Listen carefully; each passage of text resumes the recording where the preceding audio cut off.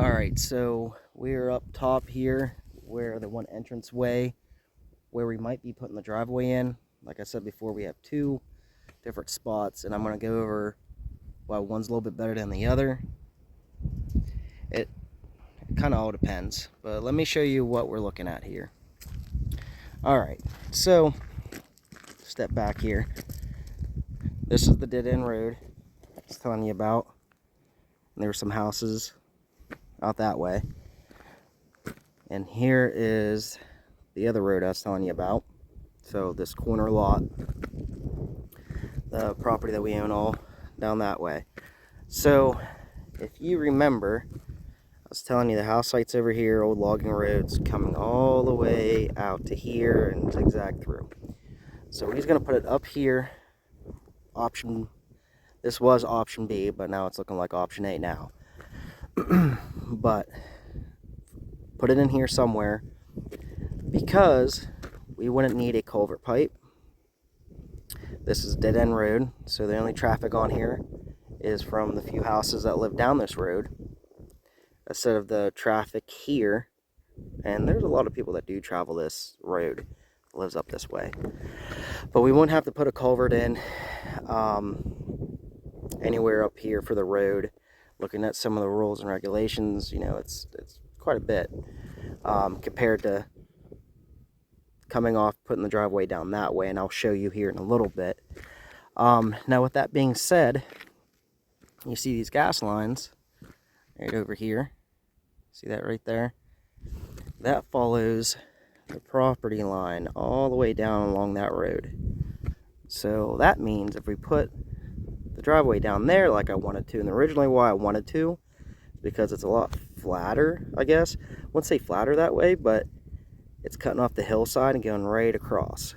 So there wouldn't really be a slope down like this. But with that being said, over there, you have to build up a little bit. You have that gas line, so you have to be above that, and that hill kind of goes down at an angle, so you have to come into it. There's a lot of utilities.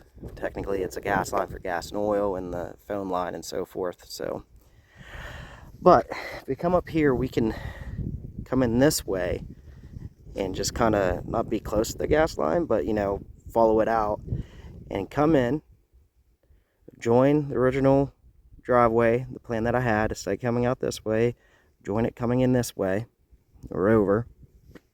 And again, it's an old logging road that I'm going to turn the driveway. There's not much of there's a little bit of grade here.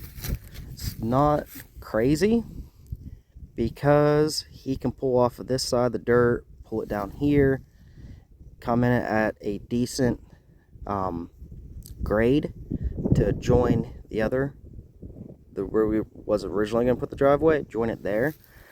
Might be a little bit of a steep grade, a grade where it's like right on, where it's like, yeah, it's not steep, but it is, you know.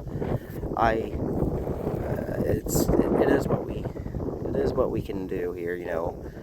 Being southern Ohio, close to the West Virginia border, we have a lot of hills.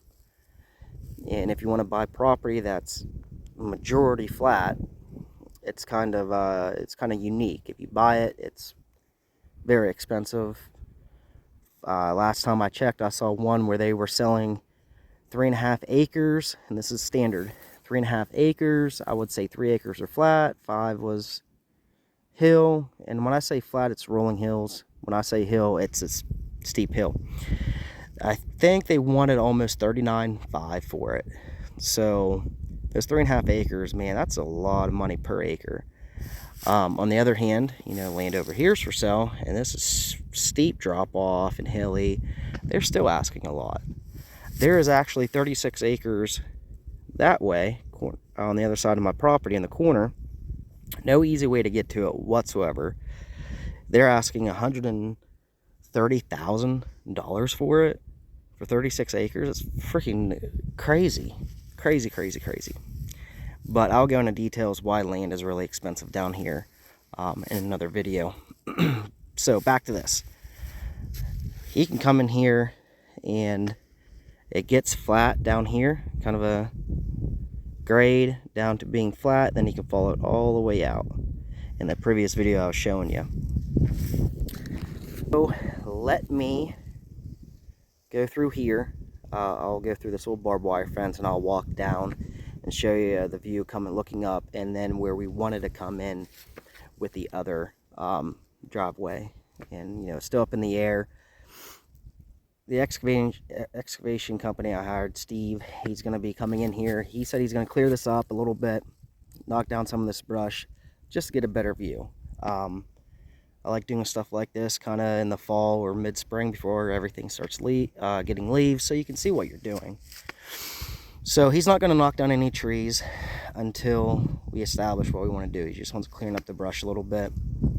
Not bringing a brush hog, he's just going to bring the excavator in, bulldozer, whatever, lay down the bucket or the blade, and just skim not even the layer of dirt.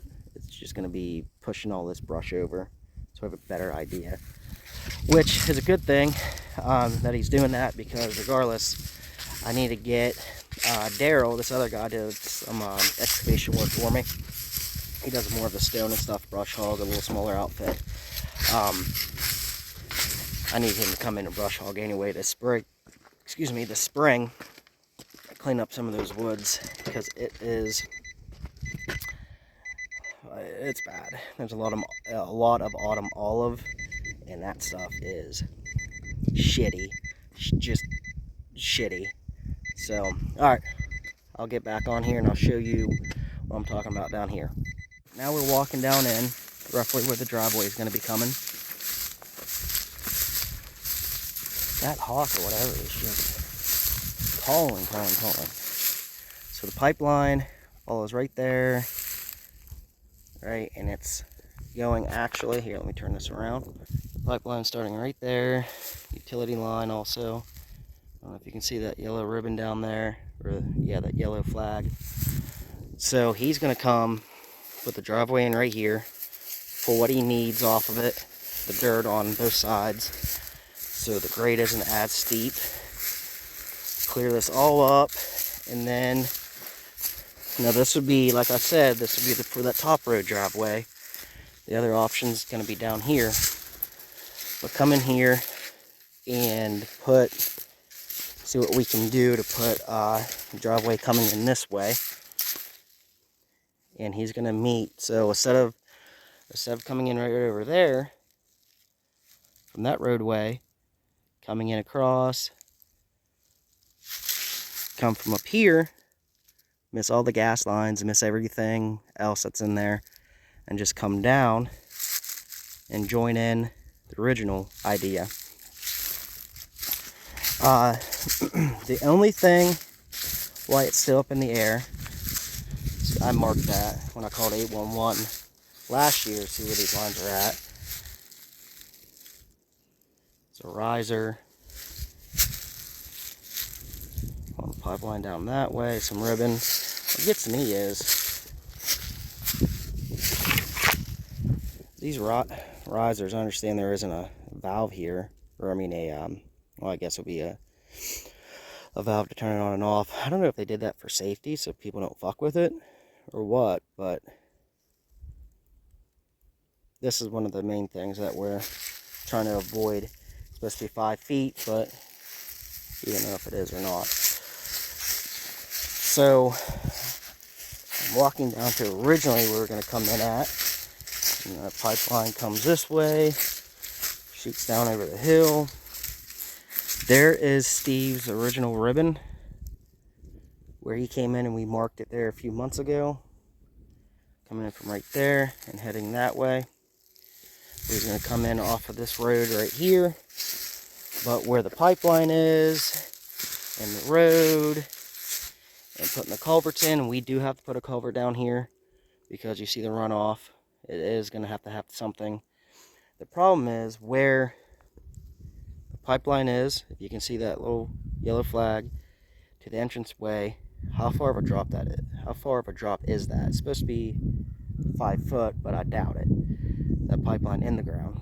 So he's going to have to take off this hump and push this. I have to push a bunch of this over to here, build this up to come in and take. That's fine. The lower half will be fine. That's not too bad. The thing of it is, when you wind it up here, can see, I'm trying to make this square, you can see that there is a grade, so that means you're going to have to dig down quite a bit. Up here, we're building up over top that pipeline for the driveway. Up here, we're going to be bulldozing down closer to the gas line. So if we build up here, just hypothetically, where the pipeline sits, with the 5-foot overhead supposed to be on top of it, plus building up, say, we did this yesterday or a few days ago. There was a 4-foot difference from what we want to do down there to up here, shooting grade. So there's 9 foot from down there, the 5 foot of the pipeline down in the ground, plus a 4 foot on top of that, supposedly. We're looking at 9 foot. But with the 4 foot drop, that means we have to drop down here 4 foot up on this side. So now the dirt on top of the pipeline is only a foot. You see kind of the conundrum, and that's if they did it by code, because there's a pipeline down that way that runs across a ditch and being washed out, and where the dirt is, that's no 5 foot. It's like 2 foot. So it's kind of, you know what I mean?